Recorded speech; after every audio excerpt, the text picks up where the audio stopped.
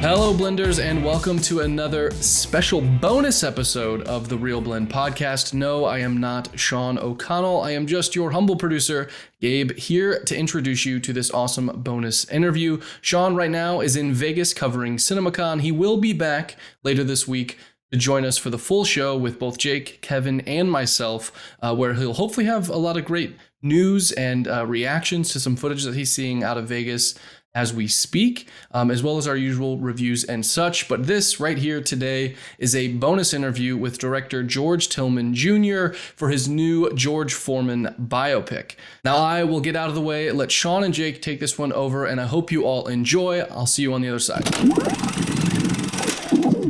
Glad to see you. Glad to be a part of this. Thank you, guys. Well, excellent. Thank you for your time. I'm going to jump into this. I would imagine it's so incredibly valuable to have George Foreman around to be able to ask questions and talk with and get the details right. I will be honest, as a movie fan, I do tend to get weary anytime the real person is involved, just because you just want to make sure that they're not coming in and kind of whitewashing everything. But it really does seem like you guys gave a very warts and all presentation of his entire life. I'm just sort of curious, was there ever a moment where you were weary of having George Foreman involved in the production of the process? And are there biopics, are there particular situations where as a storyteller you would say, you know what, I don't want the real person involved in this case? Well, and for me, I think it was great to have George involved because when I first met him, I met him at Sony, actually. He flew out from Houston. We had a conversations and we were talking. It was so many great things that he was telling me that I think the audience and his fans or boxing fans never knew about. You know, like in Zaire, he told me that he really only saw Ali one time in Zaire, which is the moment that we sort of see in the film now when he meets Ali at the Intercontinental Hotel. The second thing he was saying, everybody had this thing about the dog that he had coming to Zaire, how everyone, he was like, he had the dog, it was never a problem, you know what I mean, about that. So having him give me certain ideas and thoughts about what it was really like to be in the ring with Ali, what it's like to lose the title belt, and his insecurities or his vulnerabilities, those are the things that you can't get out of a book. So I started seeing the value. Only thing that was very important to George was you got to get that scene right after the fight that he had with Jimmy Young in Puerto Rico, the fight that changed his life. So he described that. That was the only thing that he was really, really concerned about in the film. And I felt like he really trusted me as a filmmaker to tell his story. So that was exciting for me. Then to follow up really quickly, are there biopic situations where you as a storyteller or as a director would say, yeah, I don't want the person involved in this situation? Well, I have done that. Like one of my earlier films, Men of Honor, Carl Brashear was there. That was about the first African-American Navy diver. But then I did the movie about Christopher Wallace, you know, the notorious B.I.G. who passed away. And I wish there were some things that I could talk to him about. His mother was there involved in the film. So I had a little bit of both. Someone who was there every day, but gave me carte blanche to tell the story I wanted to tell. And I did a biopic where the person was deceased. And I felt in both scenarios, I just wish that this scenario that I had with George Foreman existed, where I can make a phone call. George only came to the set one time. That helps me as a filmmaker, but he was available. I need pictures. I need this. What were you thinking in this particular fight with Joe Frazier? I was scared of Joe Frazier. You were scared of Joe Frazier? You knocked him down, 6 times in 2 rounds. I was scared. Joe, he used to just come at you. He had his head down and he had that left hook. Ali, I wasn't afraid of. That's why I lost the fight. So those are the things that we needed in those moments when we were telling the story. And that got me excited to have him be nearby for us. George, do you ever wish you could have watched Notorious with Biggie? Just sit next to him and watch the film. Oh man, how great was that? How great that would be. I came close. The closest I came to that was being next to his son. His son played him in the early years, and being at the premiere and watching his father on, his portrayal of his father on screen was amazing. A great artist, man. Again, I'm attracted to stories where there's a growth and there's a journey. And that was the main thing that got me excited. George's story was very big, huge roller coaster ride. And I just felt like as a filmmaker, those are the things that you want. And these things are not made up. They happen in his real life. Well, so that leads perfectly into my next question, because honestly, you cover so much ground in this movie, and each of these moments, whether it be his Olympic gold medal run at 19, or of course the fights against Frazier and Ali, they could be their own standalone movies. Like, what's the one that you wish you had more time to just live in to explore the details and maybe, stretch out the drama that's associated with it. Well, the George story for me always existed. Sometimes you see a biopic and you can just tell this certain moment or this moment. But for me, I felt like I needed to tell George's entire story from a man who was a boxer, the angry boxer. As a heavyweight champ, you got everything you want, but sometimes you can be unhappy in your life too. A guy 20 years later at 46 winning the championship and boxing for selfless reasons. I needed that whole story. I think in the process as a director, you shoot all these great moments, like certain fights and certain drama. I had all the scenes, but I couldn't, I can't get out there with a 2 hour, 30 minutes story. That was always the hardest thing when you, as a director, becoming an editor. But we felt like the main thing is let's keep the story moving and let's show the whole entire story. And that's what I wanted to do as a filmmaker. Gotcha. George, I would imagine it goes without saying that the casting of George Foreman was incredibly important, and you guys really did crush it. I want to talk about casting the secondary real-life people, Frazier and Muhammad Ali and Howard Cosell and Johnny Carson. Fantastic. I want to talk about, could you just talk to me about the challenges of not just George Foreman, but these other monuments of history that are so recognizable? Oh, that's always interesting. Like you say, Howard Cosell, Matthew Clave, man, he's a great actor you see all the time. How do you portray Howard Cosell? And I knew that moment, the relationship that Ali had with Cosell, but the monumental moment, down goes Frazier. Everybody have seen this, have heard it, have seen it on YouTube. Sometimes it takes a really great actors who can really not do a sort of imitation portrayal, but just get into the root of who these guys were. So even though we may see Howard Cosell on screen for a certain amount of time, where was Howard Cosell in his life at ABC? Why was he particularly surprised down goes Frazier? Because Frazier at that time was supposed to win. George was the underdog. So all these things is having great actors. Forrest Whitaker playing, Doc Brodus was very important for us in terms of getting that right. Lawrence Gilliard playing Archie Moore, the heavyweight champion. So really try to find the essence of these guys. My thing is try to find great actors, and those were the key for us to be able to make those parts really feel like it's really real and not a portrayal, imitation. So I want to bring up this point, George, because I don't think people who watch the movie are going to truly believe that Chris later on in the film put on all of that weight. Like they're going to just assume it's some type of prosthetic, so there's something that additionally helped him to achieve that look of George Foreman later on, where we know, but I believe it's Forrest Whitaker's character refers to him as the Michelin Man, essentially when he's coming out to fight. From a director standpoint, from what I understand, you paused production to allow Chris to go do that. That seems to me terrifying. Just logistically, you're putting a lot of faith in a number of things happening that you don't have control over. Did you leave yourself some room to work on other things while that happened? Can you walk me through that process? Because, a production usually is racing along to meet a deadline. Whenever you tell me that you put a pause into something, that sounds like it could lead to so many headaches and nightmares. Yeah, the key to that is really finding the right actor who has the commitment. A lot of that was very early on during the audition stage. And when Chris Davis first came into the audition, he was amazing as an actor. I didn't get a chance to see him till several months later because of the COVID and pandemic situation. He flew out to LA, and I had a chemistry test between him and Sullivan Jones, who plays Ali. I wanted those two guys together. That's when I realized how huge he was and a great body physique that he had at 6'4", I believe, in his pounds. That means I could have an actor who's not only a great actor, who can play the young George at 220 and be able to go up as well. It helped that I saw him in a play. I saw a picture of him in a play playing Jack Johnson at the Lincoln Center. So that was like, I know he can get the weight. So actually on the chemistry test, I actually shot him to tell the studio, this is what you're going to look like, and this is what you're going to look like later. He says, I can get to there, and I can get to there. Wow. And then I looked at the camera again. I said, say that one more time for the studio. I can get here, I can get there, which gave us the sense that we don't need bodysuits. We just need a break. Working with Robert De Niro, I heard stories from him telling me how Raging Bull, he just ate in between his break to gain the weight. So that's where that 6 weeks came in. And as a filmmaker, yes, you are worried. Are you going to make it? But one of the key was, let's leave somebody who's committed alone and put on those calories each day. I didn't check with him until week 6 when I came back. I just had complete faith because I had the complete faith and commitment throughout the whole year, during COVID, during the shutdown. Keep working, keep studying, us talking, us going through the scenes.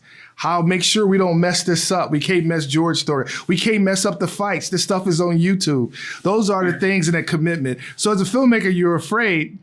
There's always a backup, but I was always thinking as a filmmaker, if how are we going to have a bodysuit when he's in the ring? You know, so that was always there. But we made that date, and I trusted that commitment, and things worked out. George, what was your reaction when you first saw him after that break then?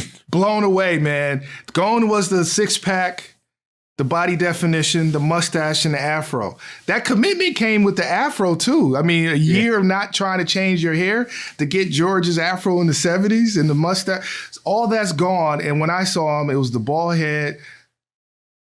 The stomach was out. Yeah. And it slowed down his movement. And I was like, great. I was shocked. And then when I got shocked, a big smile came in my face. So let's go. Let's do it. So that's where we are.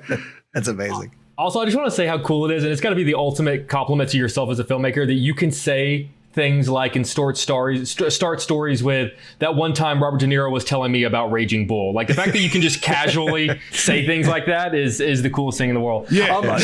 We were talking, Sean and I were just talking about how much we loved the end credits, which feature a real picture and then sort of that moment that you sort of recreated it in the film. And I just thought that was the coolest thing. But one of them that I thought was interesting, and correct me if I'm wrong, that you didn't replicate was that iconic Muhammad Ali moment where he's kind of beating his chest while standing over George Foreman in the Rumble in the Jungle. And I was wondering if that was a conscious choice on your part not to try to recreate that image in the film. Yeah, that whole thing is always a key. For me, this is George's story. I got to stay in George's POV. I got to stay with George. If you notice, too, when you're watching the fights, everything is strategically to a T where we need it to be. I never go into the other guy's corner. I never go into Ali corner or Joe Frazier. I stay with George the whole way through. That was that thing. All the movements that Ali does in Sullivan Jones is to a T. But that was the key, is just to stay in George's POV most of the time. And the reason we did that end credits is very important, because a lot of things that George did in there that you guys see, some people ain't gonna believe that he did it, right? Like the cow, right? Yeah. You know what I mean? Or pulling the Jeep. You know what I mean? So those are the things that, hey, this is not fiction. This is what happened, and I wanted people to see how hard we put together to make this as close as we can to reality. Mr. Tillman, I want to go a little bit into your journey, because there's a line in the movie that caught my eye, which is when somebody says, George says at one point, like, I want to be the heavyweight champion of the world, and he essentially is an amateur at this point. You know, he'd barely thrown a punch in a professional ring.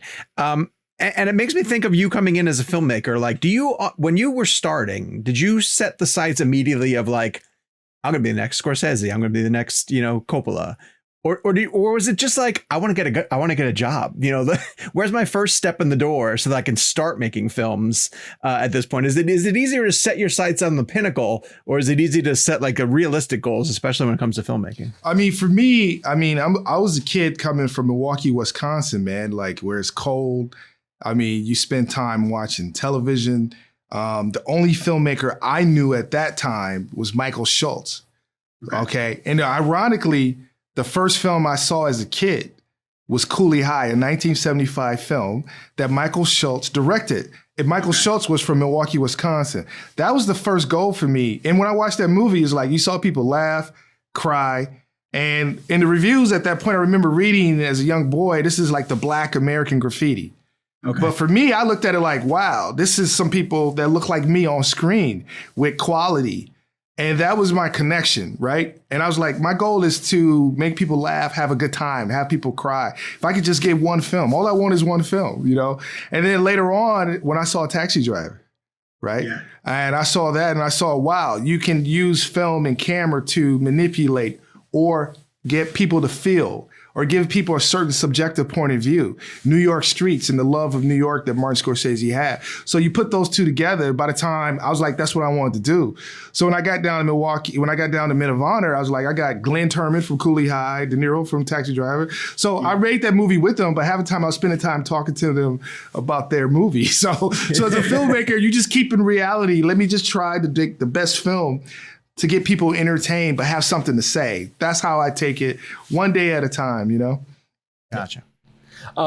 George, this might be a simple question, but I am genuinely curious as to the answer, which is that obviously George Foreman is still with us, like luckily so. That's fantastic. So as a storyteller, how do you know where to stop? Like, how do you know, are we going to bring it all the way up to today? Are we going to stop after this fight or that fight? Are we going to stop at the grills? Like, how do you know, like, the right moment to stop telling the story? It was, for me, I think with biopics is that narrative drive. And a lot of the time for how I saw the character, you know, George, if I get this, I would get the respect. Mm-hmm. If I just go to the Job Corps, it would change my life. I just go to the Olympics, mm-hmm. I would get the respect. Oh, it's not there just because I held the flag?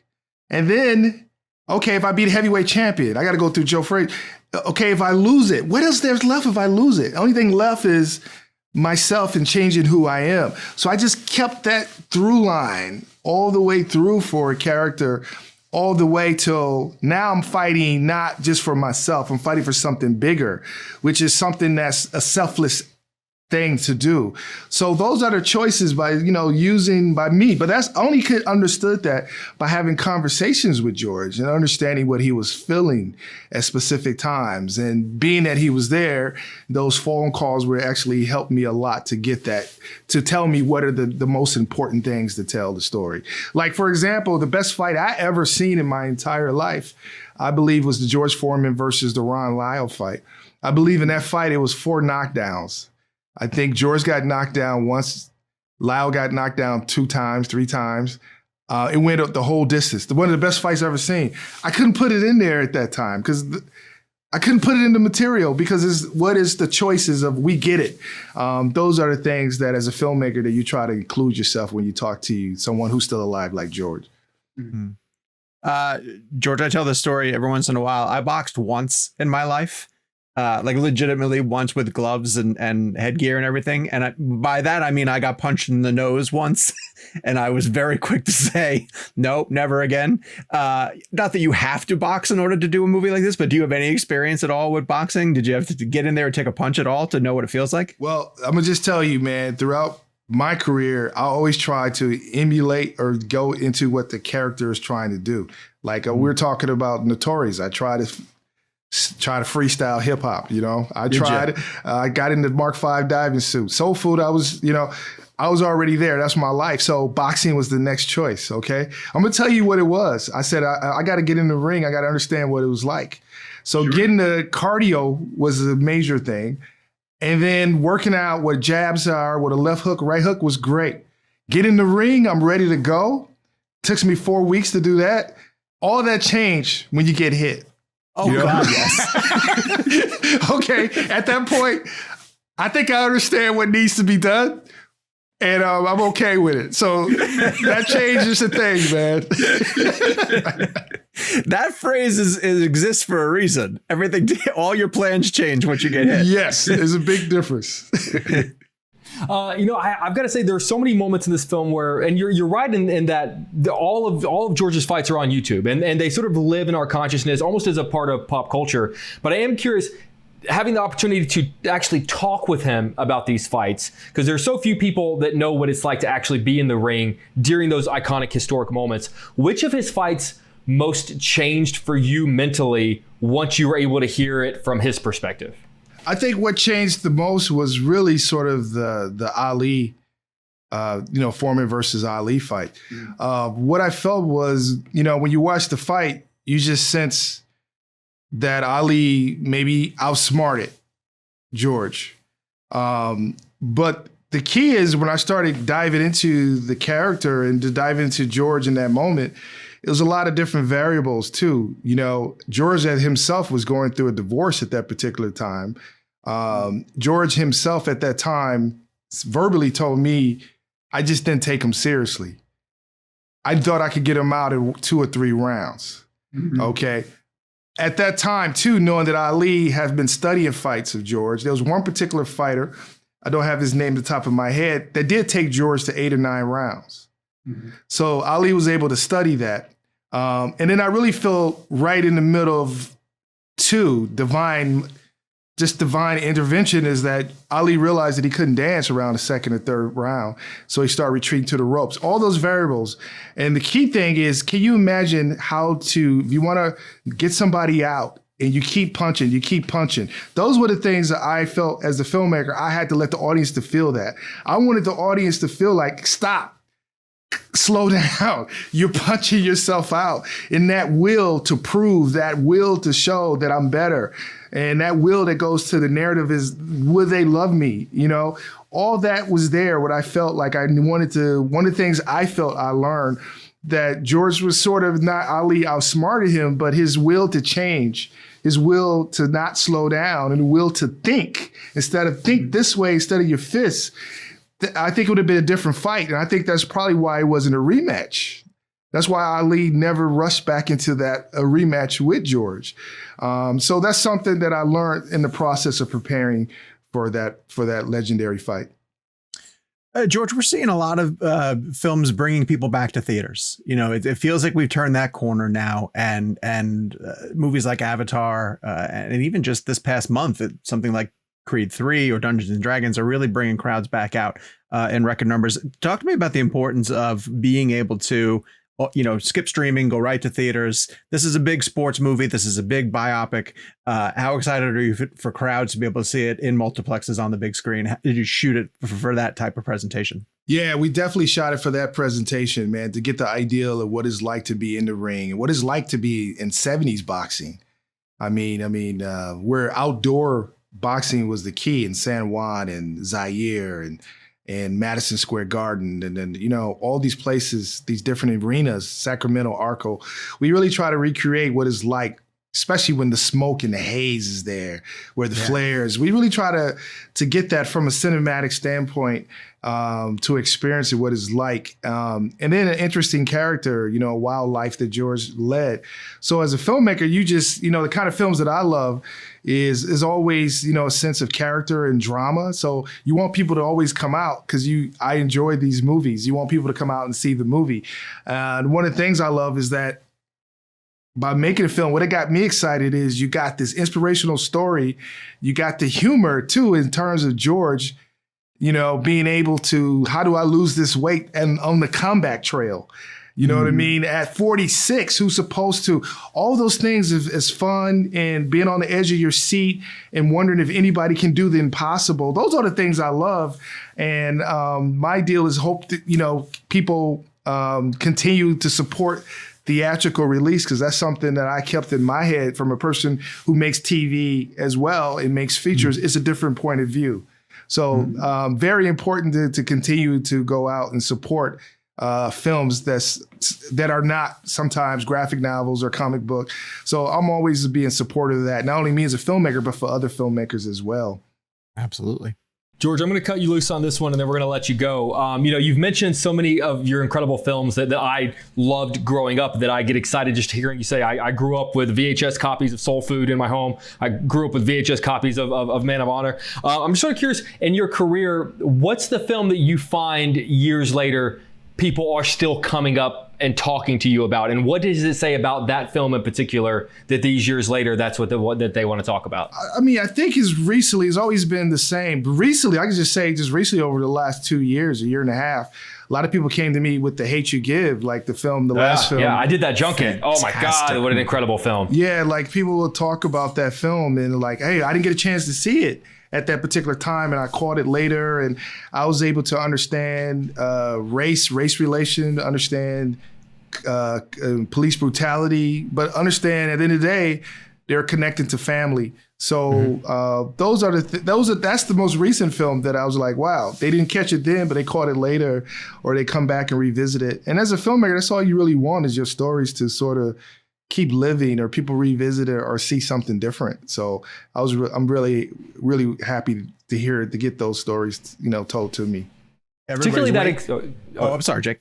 I was saying, particularly that expression, because I feel like it happens so often these days of people discovering films later. I can't tell you how many times I log onto Netflix and the number one movie on Netflix is a movie that came out 25 years ago, because people just kind of discover it when they discover it. And not, I always say, like, the success and failure of a movie is not opening weekend. It's 20 years later and 30 years later. At that point, how many people have seen the film? Yeah, I was just having the discussion. I was just, I don't know how certain people feel about a certain film or not, but I was just watching a movie called Frantic that Harrison Ford did years ago. Oh, yeah, sure. I was like, a lot of people don't remember Harrison Ford doing that movie, but it was a great film. And now I'm still an old school kind of guy.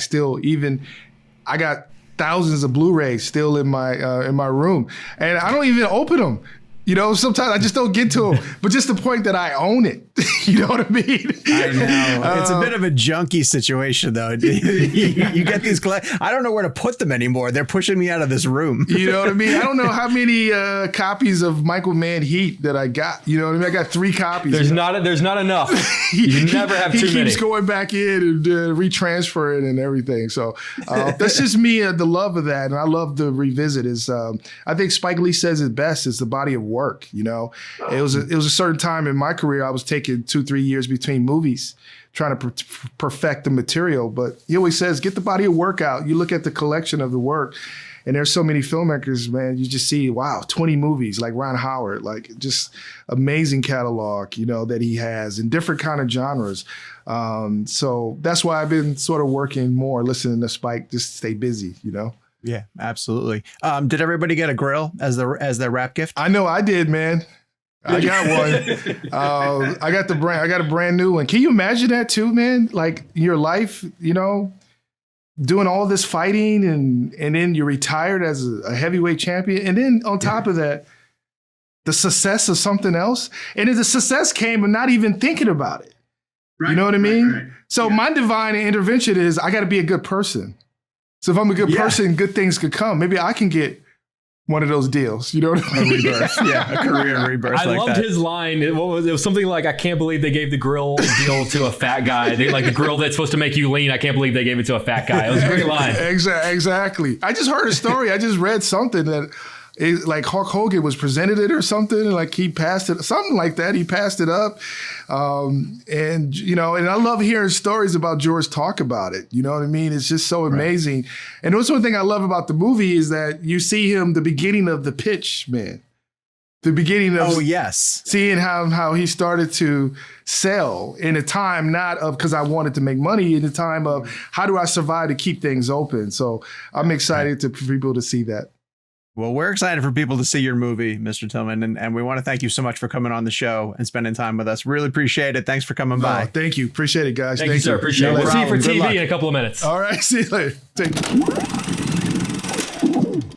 Thank you to George Tillman Jr. for joining us this week. And of course, thank you to Sony for helping us set that up. I think that was a great discussion. And I also love that we get so much information on the biopic genre, which is something that we don't often get to discuss with filmmakers. And he, of course, has a ton of experience in that realm. As I mentioned, we will be back later this week with a full episode with a full cast of characters here for you to enjoy, as well as another interview, this time with the director of Polite Society, which is a film that Sean has been raving about since the beginning of the year at the Sundance Festival, and he's excited to tell you more about it. We're all excited for you to hear this interview, and that will be dropping on Friday at our usual time slot. But in the meantime, drop a like, hit subscribe, turn on your notifications. If you're here at the YouTube channel, we are, of course, also available wherever you get your audio podcasts. But until next time, I think I'm just supposed to say Barbie.